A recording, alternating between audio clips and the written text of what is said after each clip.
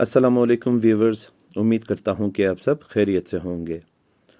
अच्छा जी, हमारे आज के वीडियो में हम पाकिस्तान स्टडीज़ का एक बहुत ही इम्पोर्टेंट चैप्टर डिस्कस करने वाले हैं, जिसके बारे में बलूचिस्तान पब्लिक सर्विस कमीशन बारहा कैंडिडेट से पूछता है और ये टॉपिक इंटरव्यूज़ के अंदर डिस्कस किए जाने वाले टॉपिकों में से एक है। क्योंकि ये इंडियन सब कॉन्टिनेंट की हिस्ट्री में एक टर्निंग पॉइंट था, इस वजह से इसके बारे में ज़्यादा सवालात किए जाते हैं और बार बार किए जाते हैं। और मुझे जहाँ तक लगता है, न सिर्फ बलूचिस्तान बल्कि पूरे पाकिस्तान में जितने भी कमीशंस हैं उनमें इस टॉपिक के हवाले से एस्पिरेंट से क्वेश्चंस ज़रूर किए जाते होंगे। तो ये जो हमारा आज का टॉपिक है, मैं कोशिश करूँगा कि इसके बारे में मैं आपको मुकम्मल मालूमात दे सकूँ, जो भी आपको इंटरव्यू के हवाले से दरकार होगा। ये टॉपिक है जी हमारा द वॉर ऑफ इंडिपेंडेंस 1857, यानी कि जंग आज़ादी 1857। इस हवाले से जो पहला सवाल आपसे पूछा जा सकता है वो ये है कि जंग आज़ादी कब हुई थी। तो इसका जवाब है, ये जंग आज़ादी जो इंडियन सब कॉन्टिनेंट के अंदर लड़ी गई थी, ये 1857 में हुई थी। एक और सवाल जो बीपीएससी अक्सर पूछती है कि जंग आज़ादी 1857 के दीगर नाम क्या हैं या इसको दीगर किन नामों से याद किया जाता है, तो उस हवाले से आप जवाब दे सकते हैं कि इसे इंडियन म्यूटिनी, सिपाही म्यूटिनी, सिपाही रिबेलियन, सिपाही war, Mohammedan rebellion, rebellion of 1857 या फिर रिवॉल्ट ऑफ 1857 के नाम से याद किया जाता है। एक क्वेश्चन जो मैंने बार बार इंटरव्यूज़ के अंदर देखा है बीपीएससी में, वो ये है कि इस जंग के भड़क उठने की सबसे बुनियादी वजह क्या बनी थी। तो इसकी बुनियादी वजह या फिर इमीडिएट कॉज जो है वो था ग्रीस्ड कॉटरेजेस का मसला। देखें जी, ईस्ट इंडिया कंपनी ने जो है 1856 में अपने सिपाहियों के लिए एक न्यू राइफ़ल इंट्रोड्यूस की थी, जिसका नाम था एनफील्ड राइफ़ल। 1856 में जब इस राइफ़ल को ईस्ट इंडिया कंपनी के सिपाहियों के लिए इंडिया में इंट्रोड्यूस किया गया, तो उस वक्त एक अफवाह फैल गई कि इसके जो कारतूस हैं, यानी कि जो इसके कार्ट्रिजेस हैं, उनको सूअर और गाय की चर्बी के अंदर भिगोकर बनाया गया है। तो इस वजह से जो है वहाँ के जो सिपाही थे, मुसलमान और हिंदू जो सिपाही थे, वो रिबेलियस हो गए, बागी हो गए और जंग भड़क उठी। अब इसकी वजह यह है कि सूअर जो है मुसलमानों के लिए हराम है और मुसलमान उसे मुंह लगाना गुनाह समझते हैं। इसी तरह गाय जो है वो हिंदुओं के लिए बहुत ज़्यादा मुकद्दस है, वो उसे माता का दर्जा देते हैं। तो उसकी चर्बी में किसी भी भिगोई हुई चीज़ को मुंह लगाना उनके लिए भी हराम समझा जाता है। तो मुसलमान और हिंदू दोनों जो है ब्रिटिश गवर्नमेंट से और ईस्ट इंडिया कंपनी से बददिल हो गए। वो ये सोचने लगे कि ईस्ट इंडिया कंपनी जो है जानबूझकर उनके मज़हब को ख़राब करना चाहती है और उनके मजहबी अकीदों को ठेस पहुंचाना चाहती है, जिसकी वजह से फिर ये जंग भड़क उठी। अच्छा, एक और क्वेश्चन जो आपसे पूछा जा सकता है वो ये है कि ये जो 1857 की जंग थी, इसे असल में शुरू कब होना था। देखिए जी, इस जंग के हवाले से पहले से प्लानिंग की जा रही थी। ये जो ग्रीस्ड कार्ट्रिजेस का मसला है, ग्रीस वाले कारतूसों का, ये तो इसके अचानक शुरू होने की वजह बनी थी, लेकिन इसके पीछे बहुत सारी वजूहात मौजूद थी इस जंग के हवाले से, जिसमें ब्रिटिश ईस्ट इंडिया कंपनी की तरफ से किए जाने वाले मजालिम जो है सबसे सरे फहरिस्त थे। वो जो है मजहबी हिसाब से, माशी हिसाब से और सकाफती हिसाब से इंडियंस के ऊपर जुल्म करते थे और बहुत ज़्यादा उनको नुकसान पहुंचाते थे, जिनकी वजह से इंडियंस के दिलों में उनके ख़िलाफ़ बहुत नफ़रत पाई जाती थी।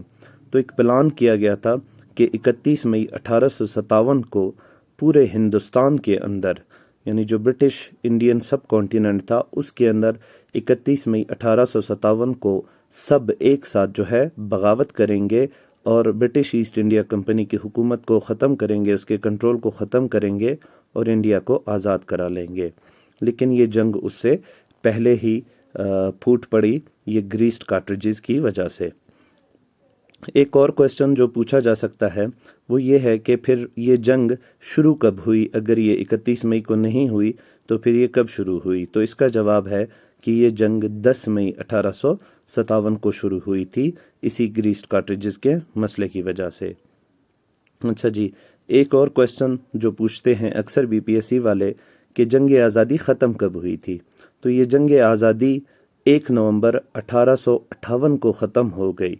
ये जंग जो है 1 साल 5 महीने 22 दिन तक चली थी, लेकिन ऑफिशियल जो पीस है वो 8 से 9 जुलाई 1859 को ऐलान किया गया था, क्योंकि छोटी मोटी झड़पें चलती रही थी 1859 तक, और 8 या 9 जुलाई के दरमियान जो है ऑफिशियल पीस का ऐलान किया गया। लेकिन क्योंकि हुकूमत बरतानिया और ताज बरतानिया ने जो है 1 नवंबर 1858 को हिंदुस्तान का डायरेक्ट कंट्रोल संभाल लिया था, तो 1 नवंबर 1858 को जंग के इख्तिताम का दिन कहा जाता है। इस जंग में जी ब्रिटिश ईस्ट इंडिया कंपनी जीती थी और हिंदुस्तानियों को शिकस्त हुई थी। जब ये जंग लड़ी जा रही थी 1857 की, तो उस वक्त चार्ल्स कैनिंग जो हैं वो ब्रिटिश इंडिया के जो है गवर्नर जनरल थे। उनके बाद जो है फिर गवर्नर जनरल का ओहदा जब जंग ख़त्म हुई तो गवर्नर जनरल के ओहदे को भी ख़त्म कर दिया गया और उसकी जगह वाइस रॉय का ओहदा बनाया गया इंडिया के अंदर।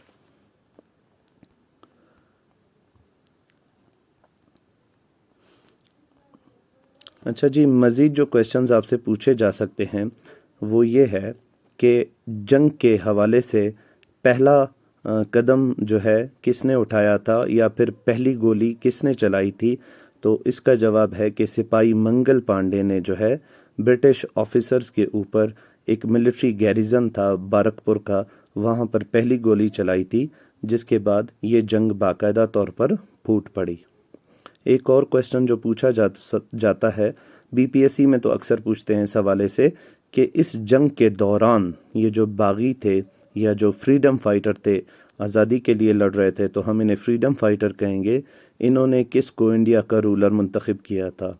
तो ये जो बागी थे या फ्रीडम फाइटर थे, इन्होंने मुग़ल बादशाह बहादुर शाह ज़फ़र दोम को अपना लीडर मुंतखब किया था। एक और सवाल जो बीपीएससी पूछती है वो ये है कि इंडियंस ने जंग क्यों हारी, किसने अंग्रेज़ लोगों की मदद की थी जंग जीतने में। तो अंग्रेज़ लोगों की मदद खुद वहाँ के मकामी इंडियंस ने की थी, जिनमें सबसे सरे फहरिस्त सिख और गोरखाज हुआ करते थे, और इसके अलावा जितने भी जागीरदार थे जो ईस्ट इंडिया कंपनी की मरात लेते थे या खाते थे या उसके नज़र करम पर थे, तो उन्होंने भी बढ़ चढ़कर मदद की थी ईस्ट इंडिया कंपनी की इन बागियों को या फ्रीडम फाइटर्स को शिकस्त देने में।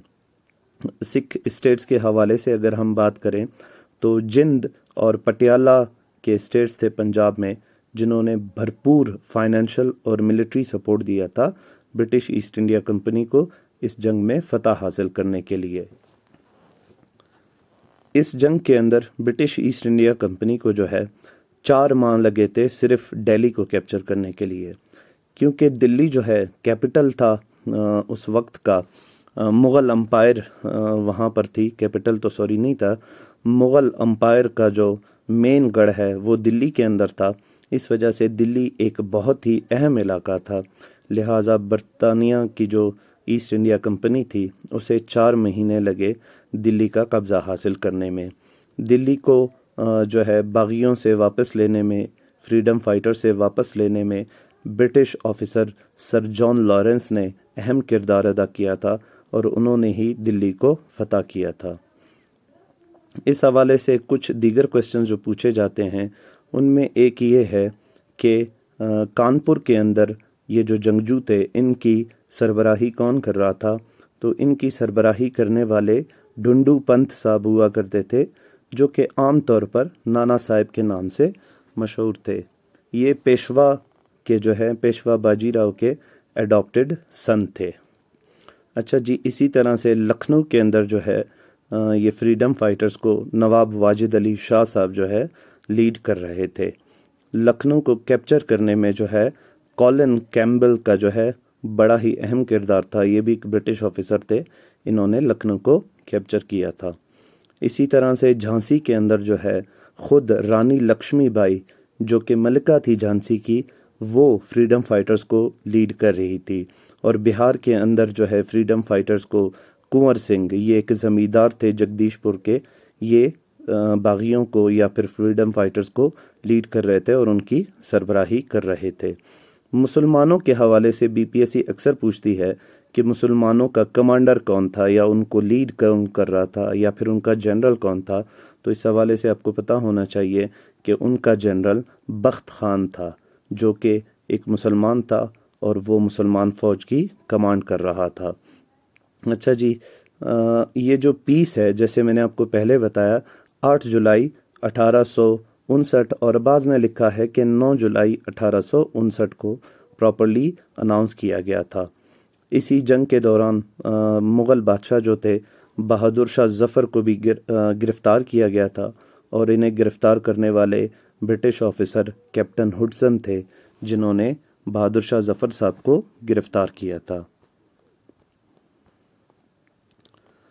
بہادر شاہ ظفر صاحب کو جو ہے جنگ آزادی کے دوران 20 ستمبر 1857 کو گرفتار کیا گیا تھا۔ ایک کویسچن جو خود مجھ سے پوچھا گیا تھا انٹرویو کے دوران، فضل داد صاحب نے پوچھا تھا، وہ یہ تھا کہ بہادر شاہ ظفر کے بیٹوں کا کیا بنا تھا۔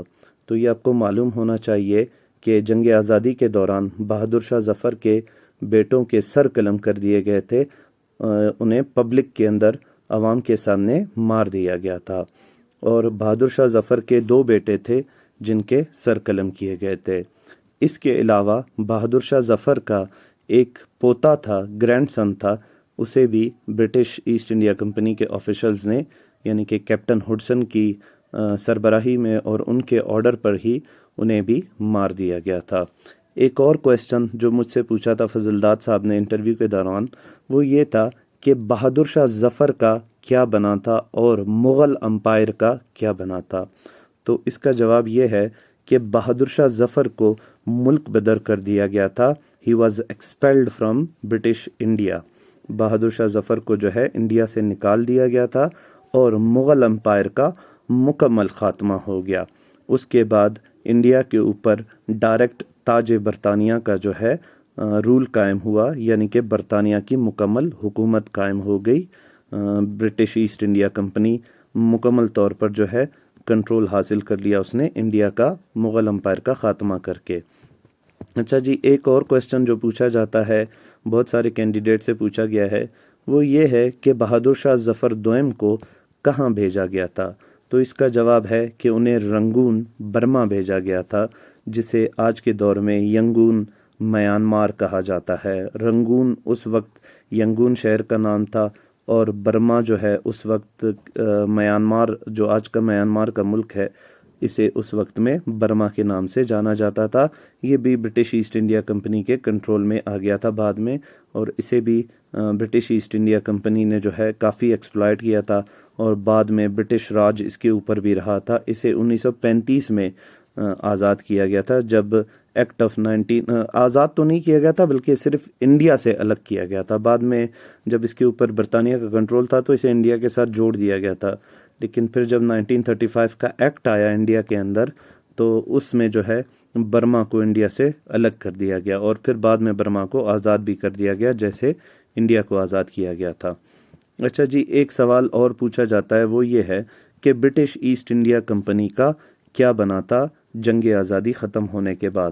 تو برٹش ایسٹ انڈیا کمپنی کو جو ہے ختم کر دیا گیا تھا مکمل طور پر، اور ڈائریکٹ تاج برطانیہ کی حکومت نافذ کر دی گئی تھی برٹش انڈیا کے اندر۔ ایک سوال جو اکثر پوچھا جاتا ہے، اور یہ سوال آپ کو پتہ بھی ہونا چاہیے، کہ جنگ ختم ہونے کے بعد کون انڈیا کا پہلا وائس رائے بنا تھا۔ تو انڈیا کے پہلے وائس رائے جو بنے تھے وہ لارڈ کیننگ صاحب تھے، یہی انڈیا کے آخری گورنر جنرل بھی تھے، اور پھر یہی انڈیا کے پہلے وائس رائے بھی بنے، کیونکہ جنگ سے پہلے گورنر جنرل کا عہدہ ہوا کرتا تھا، جو کہ جنگ ختم ہونے کے بعد وائس رائے کے عہدے میں بدل دیا گیا، اور لارڈ کیننگ صاحب جو کہ اس وقت گورنر جنرل کے عہدے پر قائم تھے، اور جنگ کے وقت وہ انڈیا میں گورنر جنرل کے طور پر کام کر رہے تھے، وہی صاحب جو ہیں پھر انڈیا کے پہلے وائس رائے بن کر سامنے آئے۔ تو یہ وہ سوالات ہیں جو بی پی ایس سی یا کوئی بھی کمیشن جنگ آزادی کے حوالے سے کسی بھی انٹرویو کے کینڈیڈیٹ سے پوچھ سکتا ہے۔ تو آپ کو زیادہ سے زیادہ ان سوالات کو یاد کرنا چاہیے اور ان کے اوپر آپ کو مکمل کمانڈ حاصل کر لینی چاہیے۔ میں امید کرتا ہوں کہ اس ویڈیو سے آپ کو فائدہ ہوگا اور یہ انٹرویو میں آپ کو کامیاب ہونے میں مدد کرے گا۔ اللہ آپ کا حامی و ناصر ہو۔ اللہ حافظ۔